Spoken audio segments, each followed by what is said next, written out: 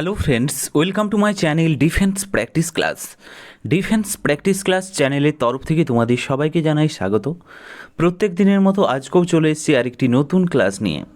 আজকের এই ক্লাসে আমরা আলোচনা করব 30+ গুরুত্বপূর্ণ এমসিকিউ প্রশ্ন উত্তর, যে প্রশ্নগুলো তোমাদের সাম্প্রতিক যে সমস্ত এক্সাম রয়েছে সমস্ত এক্সামের জন্য খুবই গুরুত্বপূর্ণ, কারণ এখানে আমরা বাছাই করা প্রশ্নগুলো নিয়ে আলোচনা করব। তাই ভিডিওটি তোমরা প্রথম থেকে শেষ পর্যন্ত দেখো এবং লাস্টে তোমাদের স্কোর নিচে কমেন্ট বক্সে কমেন্ট করে জানাবে তোমরা কত স্কোর করতে পারলে। তো চলো শুরু করা যাক আজকের ক্লাসের আমাদের প্রথম প্রশ্নতে বলা রয়েছে, ভারতের কমিউনিটি ডেভেলপমেন্ট প্রোগ্রাম কবে শুরু হয়েছিল? চারটি অপশান রয়েছে, সঠিক উত্তর নিচে কমেন্ট বক্সে কমেন্ট করো। প্রত্যেকটি প্রশ্নের জন্য রয়েছে 5 সেকেন্ড সময়। সঠিক উত্তরটি হয়ে যাবে প্রশ্নের option D is the correct answer, 2রা অক্টোবর 1952 সালে। Option D is the right answer.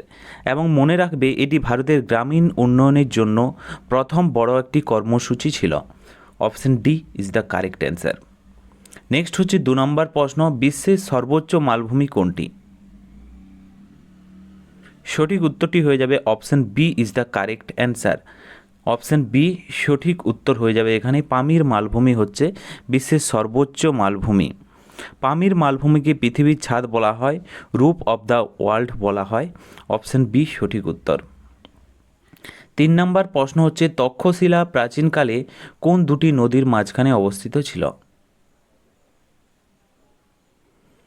সঠিক উত্তরটি হয়ে যাবে সিন্ধু ও Jhelum. Option A is the correct answer. Option A সঠিক উত্তর হয়ে যাবে। তক্ষশিলা প্রাচীন ভারতের একটি অন্যতম গুরুত্বপূর্ণ শিক্ষাকেন্দ্র ও বিশ্ববিদ্যালয় ছিল। অপশান এ সঠিক উত্তর। 4 নম্বর প্রশ্ন হচ্ছে, হিন্দি সাহিত্যের বিখ্যাত লেখক মুন্সি প্রেমচাঁদের আসল নাম কি? সঠিক উত্তরটি হয়ে যাবে এই প্রশ্নের Dhanpat Rai. Option C is the correct answer. Munshi প্রেমচাঁদের আসল নাম হচ্ছে ধনপত রায়। এবং মনে রাখবে তার বিখ্যাত লেখার কথা যদি বলা হয় বা উপন্যাসের কথা যদি বলা হয়, এখান থেকে তোমাদের প্রশ্ন আসে যে গোদান কার লেখা? মুন্সি প্রেমচাঁদের লেখা। এছাড়াও তোমাদের পরীক্ষাতে আসতে পারে যে গবন কার লেখা, এটাও হচ্ছে মুন্সি প্রেমচাঁদের লেখা। নেক্সট হচ্ছে 5 নম্বর প্রশ্ন, 1942 সালে ভারতীয় জাতীয় কংগ্রেসের হয়ে ভারত ছাড়ো আন্দোলন, কুইট ইন্ডিয়া যে মুভমেন্ট, এর প্রস্তাবের খসড়া কে প্রথম তৈরি করেছিল? 1942 সালে ভারতীয় জাতীয় কংগ্রেসের হয়ে ভারত ছাড়ো প্রস্তাবের খসড়া কে প্রথম তৈরি করেছিল? এই প্রশ্নের সঠিক উত্তরটি হয়ে যাবে option A is the correct answer, Mahatma Gandhi. Okay, এই ভারত ছাড়ো আন্দোলনের সময় গান্ধীজি করেঙ্গে ইয়া মরেঙ্গে অর্থাৎ do or die, okay, do or die এই স্লোগানটি দিয়েছিলেন, করব অথবা মরব। 6 নম্বর প্রশ্ন হচ্ছে, ভারতের কোন সেমি হাই স্পিড ট্রেনকে 1018 নামেও জানা যায়? সঠিক উত্তরটি হয়ে যাবে option B is the correct answer, Vande Bharat express. Option B সঠিক উত্তর। মনে রাখবে এটি ভারতের প্রথম সম্পূর্ণ ইঞ্জিনবিহীন সেমি হাই স্পিড আধুনিক train. Option B is the correct answer. এবং এটি 2018 সালে এটি তৈরি হয়েছিল বলে একে ট্রেন 18ও বলা হয়, এটাও তোমরা মনে রাখবে। নেক্সট প্রশ্ন হচ্ছে, নিম্নলিখিতর মধ্যে কোনটি একটি এস্টারের উদাহরণ? 4টি অপশান রয়েছে, কোনটি একটি এস্টারের উদাহরণ? এই প্রশ্নের সঠিক উত্তরটি হয়ে যাবে option C is the correct answer, CH3 COO C2H5। এটি হচ্ছে একটি এস্টারের উদাহরণ। স্টারগুলি সাধারণত মিষ্টি গন্ধ থাকে, এগুলি সুগন্ধ এবং ফ্লেভার তৈরির প্রচুর ব্যবহৃত হয়। Option C is the correct answer. Next হচ্ছে 8 নম্বর প্রশ্ন, ভারতের কোন রাজ্যে প্রথম মানব উন্নয়ন প্রতিবেদন হিউম্যান ডেভেলপমেন্ট রিপোর্ট প্রকাশ করেছিল? কোন রাজ্যের কথা যদি বলা হয়, সঠিক উত্তরটি হয়ে যাবে মধ্যপ্রদেশ রাজ্য। Option C is the correct answer. Madhya Pradesh 1995 সালে প্রথম নিজস্ব রাজ্য স্তরে এই রিপোর্ট প্রকাশ করেছিল? 9 নম্বর প্রশ্ন হচ্ছে একজন সুস্থ মানুষের শরীরে সাধারণত কত লিটার রক্ত থাকে? সঠিক উত্তরটি হয়ে যাবে 5 থেকে 6 লিটার রক্ত থাকে। Option B is the correct answer. এবং মনে রাখবে মানুষের রক্তের পিএইচ মানের কথা যদি বলা হয় 7.4 হয়ে থাকে, যা কিছুটা ক্ষারীয় প্রকৃতির। Option B is the correct answer. এছাড়াও তোমরা মনে রাখবে পিএইচের ফুল ফর্ম হচ্ছে পোটেনশিয়াল অফ হাইড্রোজেন, যেটাও তোমাদের পরীক্ষাতে এসে থাকে। 10 নম্বর প্রশ্ন হচ্ছে মানবদেহের কোন গ্রন্থি থেকে দুধ নিঃসরণকারী হরমোন অক্সিটোসিন ক্ষরিত হয়? কোন গ্রন্থি থেকে দুধ নিঃসরণকারী অক্সিটোসিন যে হরমোন সেটি ক্ষরিত হয়? এই প্রশ্নের সঠিক উত্তরটি হয়ে যাবে পিটুইটারি গ্রন্থি থেকে। Option A is the correct answer. Option A সঠিক উত্তর হয়ে যাবে। পিটুইটারি গ্রন্থিকে মানবদেহের মাস্টার গ্ল্যান্ডও বলা হয়। এটি মস্তিষ্কের নিচে থাকে। Option A is the correct answer. 11 নম্বর প্রশ্ন হচ্ছে নিম্নলিখিত পদগুলির মধ্যে কাকে ভারতের রাষ্ট্রপতি নিয়োগ করে না? বলছে কাকে ভারতের রাষ্ট্রপতি নিয়োগ করে না। সঠিক উত্তরটি হয়ে যাবে option A is the right answer. রাজ্যের মুখ্যমন্ত্রীকে রাষ্ট্রপতি নিয়োগ করে না। যে কোনো রাজ্যের মুখ্যমন্ত্রীকে সংবিধান অনুযায়ী নিয়োগ করেন সেই রাজ্যের রাজ্যপাল। তিনি রাজ্যপালের কাছে শপথ নেন। Option A is the correct answer. 12 নম্বর প্রশ্ন দেখো, ভারতীয় সংবিধানের কোন সংশোধনীর মাধ্যমে সম্পত্তির অধিকারকে মৌলিক অধিকারের তালিকা থেকে বাদ দেওয়া হয়েছে? সঠিক উত্তরটি হয়ে যাবে 44তম সংবিধান সংশোধনীর মাধ্যমে। Option C is the correct answer. Option C সঠিক উত্তর হয়ে যাবে। সালটি তোমরা মনে রাখবে 1978 সালে 44তম সংশোধনীর পর থেকে এটি আর্টিকেল 300 এর অধীনে একটি সাধারণ আইনের অধিকারে পরিণত হয়। Option C is the correct answer.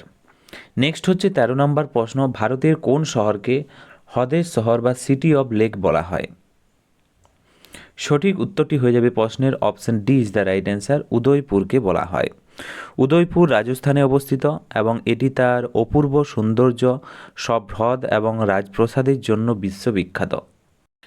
Next প্রশ্ন হচ্ছে 14 নম্বর প্রশ্ন, কুতুব মিনারের কাছে অবস্থিত কোন মসজিদটিকে দিল্লির প্রথম নির্মিত মসজিদ হিসেবে মনে করা হয়েছে? এ প্রশ্নের সঠিক উত্তরটি হয়ে যাবে কোতাব উল ইসলাম মসজিদ। Option D is the right answer.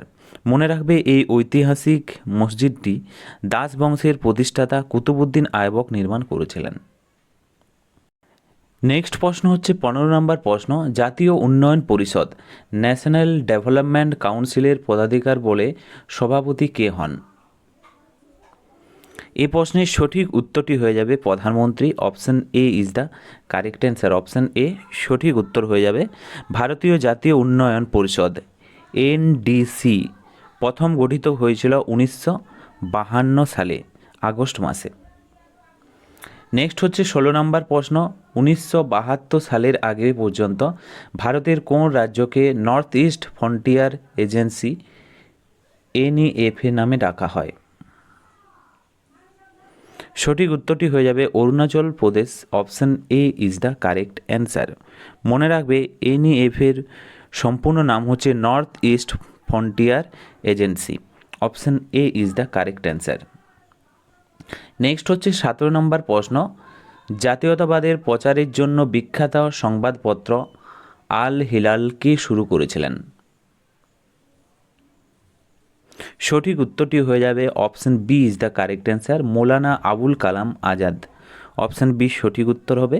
1912 সালে উর্দু ভাষায় প্রকাশিত হয়। এটি একটি অত্যন্ত জনপ্রিয় সাপ্তাহিক পত্রিকা হিসাবে পরিচিত লাভ করেছিল। নেক্সট হচ্ছে 18 নম্বর প্রশ্ন, প্রতি বছর বসন্তকালে পৃথিবীর কোন অঞ্চলের ঠিক ওপরে ওজোন গহ্বর যে ওজোন হোল তৈরি হয়? এ প্রশ্নের সঠিক উত্তরটি হয়ে যাবে আন্টার্কটিকাতে। Option A is the correct answer. Option A সঠিক উত্তর হয়ে যাবে। ওজোন স্তর ক্ষয়ের প্রধান দায়ী গ্যাসটির কথা যদি বলা হয় সেটা মনে রাখবে সিএফসি, ক্লোরোফ্লোরোকার্বন। নেক্সট হচ্ছে 19 নম্বর প্রশ্ন, ভারতের প্রথম পঞ্চবার্ষিকী পরিকল্পনা ফার্স্ট যে 5 ইয়ার যে প্ল্যান কবে থেকে শুরু হয়েছিল? সঠিক উত্তরটি হয়ে যাবে 1 এপ্রিল 1951 সালে। Option B is the correct answer. স্বাধীন ভারতের এই প্রথম পঞ্চবার্ষিকী পরিকল্পনা হ্যারড ডোমার মডেলের উপর ভিত্তি করেই তৈরি হয়েছিল। Option B is the right answer. 20 নম্বর প্রশ্ন হচ্ছে, গরিবি হাঁটাও স্লোগানটি ভারতের কোন পঞ্চবার্ষিকী পরিকল্পনার সময় দেওয়া হয়েছিল? সঠিক উত্তরটি হয়ে যাবে পঞ্চম পঞ্চবার্ষিকী পরিকল্পনার সময় এই স্লোগানটি দেওয়া হয়েছিল, গরিবি হাঁটাও। Option B is the right answer. Okay, দরিদ্র দূরীকরণের লক্ষ্যে এই বিখ্যাত স্লোগানটি দিয়েছিলেন তৎকালীন প্রধানমন্ত্রী শ্রীমতী ইন্দিরা গান্ধী। 21 নম্বর প্রশ্ন দেখো কি বলেছে, নিম্নলিখিতগুলির মধ্যে কোনটি পোড়ালে carbon die oxide CO2 gas উৎপন্ন হয়? এই নিচেরগুলির মধ্যে কোনগুলি যদি পোড়ানো হয় তাহলে কার্বন ডাই অক্সাইড বলছে উৎপন্ন হয়? সঠিক উত্তরটি হয়ে যাবে option C is the right answer, হীরা। হীরা হলো আসলে কার্বনের একটি বিশুদ্ধ রূপভেদ, তাই এটি পোড়ালে কার্বন ডাই অক্সাইড অর্থাৎ CO2 গ্যাস তৈরি হয়। Option C is the correct answer. Next হচ্ছে 22 নম্বর প্রশ্ন, এইডস রোগটি মূলত কিসের মাধ্যমে ছড়ায়?